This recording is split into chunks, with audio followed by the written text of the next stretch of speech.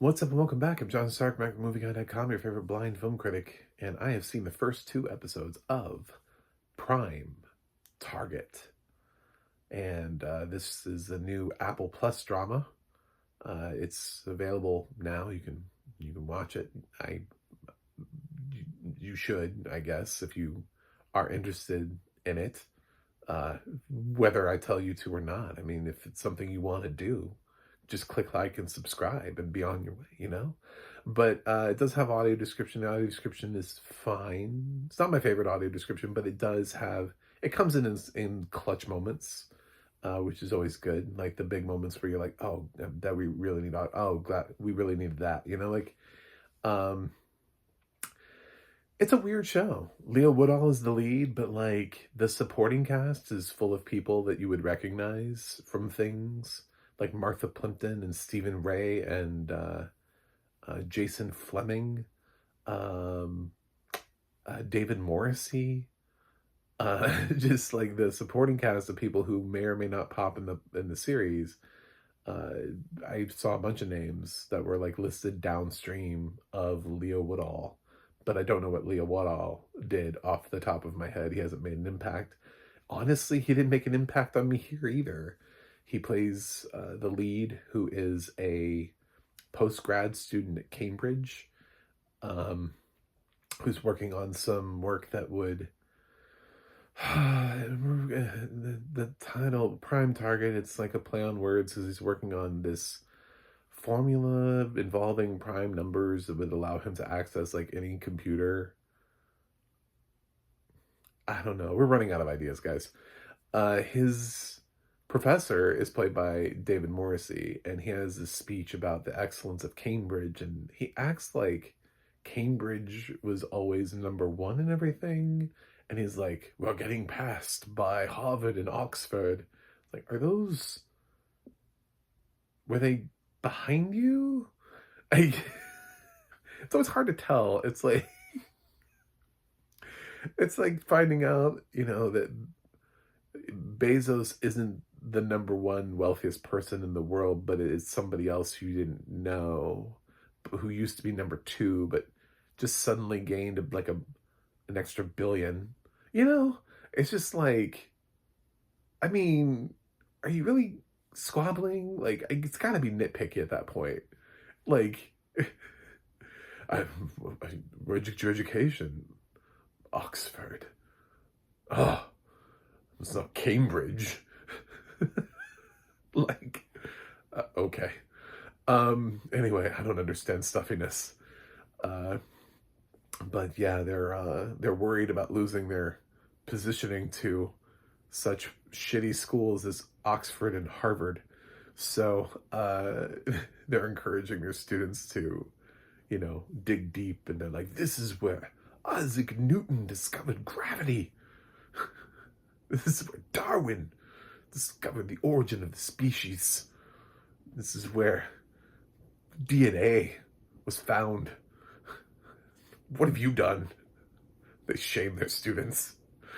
So this main kid works on the thing. But anyway, he turns it into his professor, and his professor, professor, just life dramatically changes. We'll just say that. We're going to say that.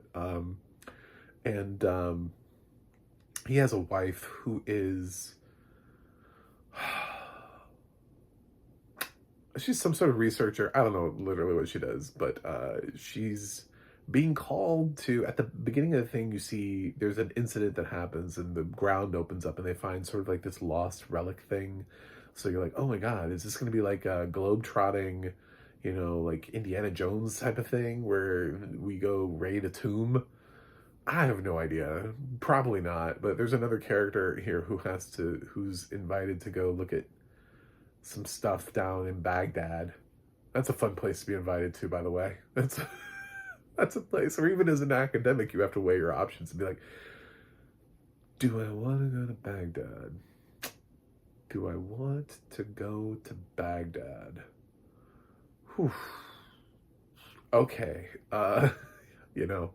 But she's all about it. She's like, I'm going to go to Baghdad and get down there. And this is like another thing, but I'm sure these things are going to come together, but I don't know how. because she's working with real relics and he's working on computer code.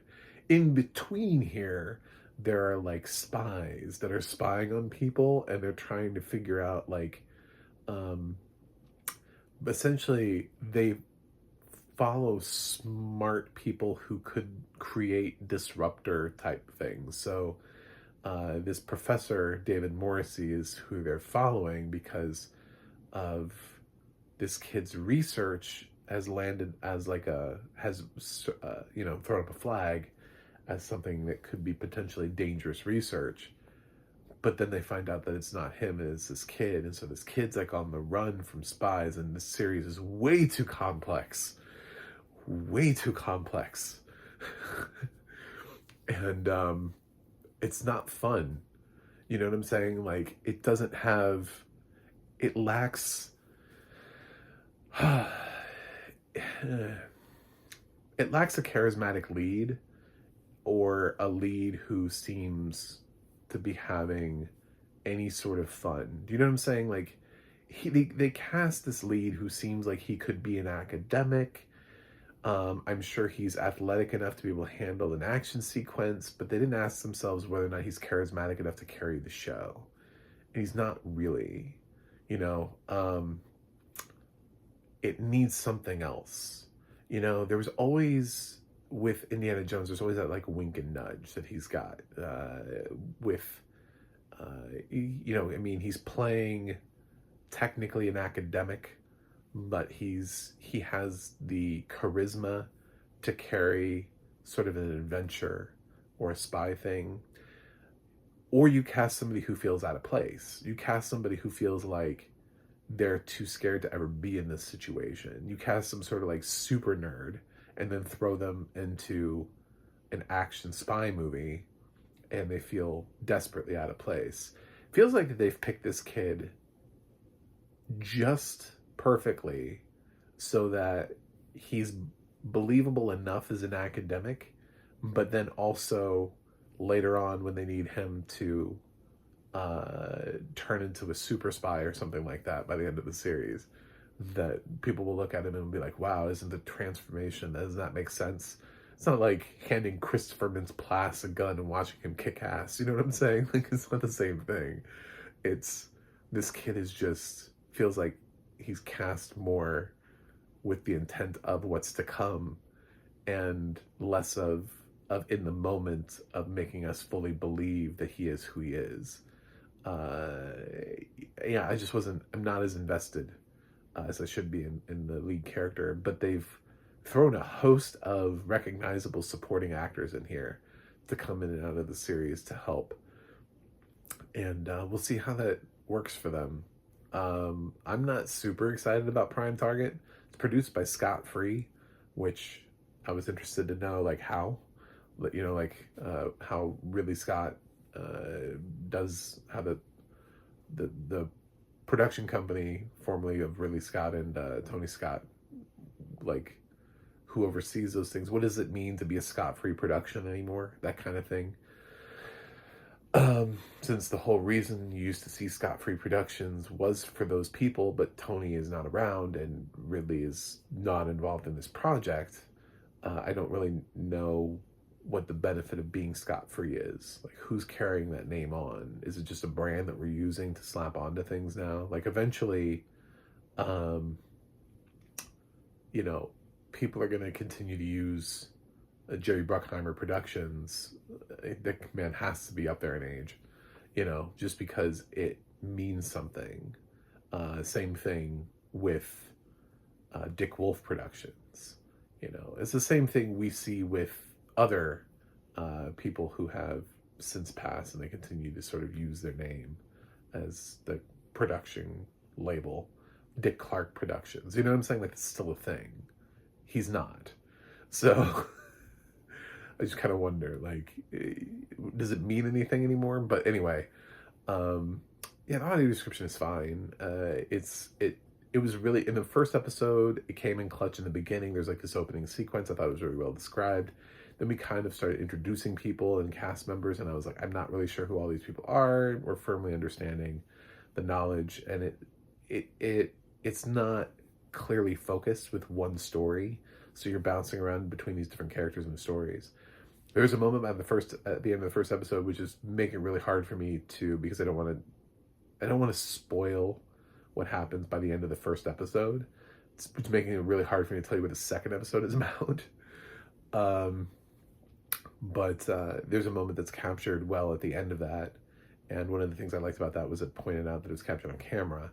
So, yeah, that there were cameras that were there at the thing when you see it. If you know, that kind of thing. I don't know.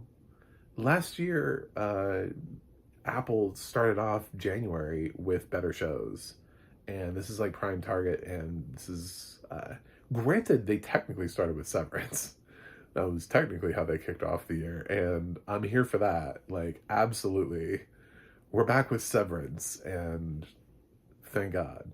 But I don't know that prime target is necessarily the thing, I'm probably gonna keep watching it because it's not bad. It's just not great.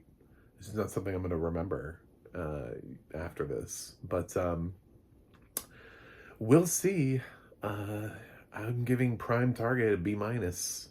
That's where I'm at with this. It was okay. I've liked some other shows that have had less buzz around them better. So if you haven't yet caught up on Where's Wanda, now would be a great time. That was a solid first season. I'd love to see that get a second season. I really liked Woman in Blue, both international shows, and I'd love to see Apple produce a second season for both of those. So I don't know about this. We'll see. But thanks for watching. Thanks for subscribing. Good God. And I'll see you guys on the other side.